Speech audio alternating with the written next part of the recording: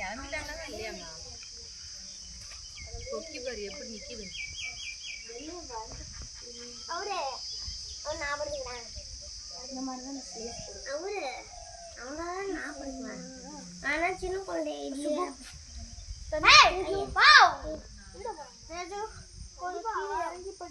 கண்டிப்பா அப்பா சேனல் போடுவேன்.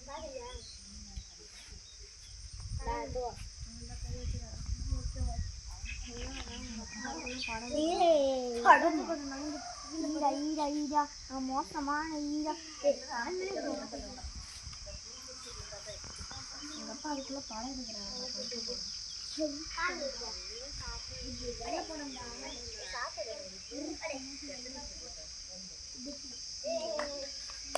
மோசமான ஈடா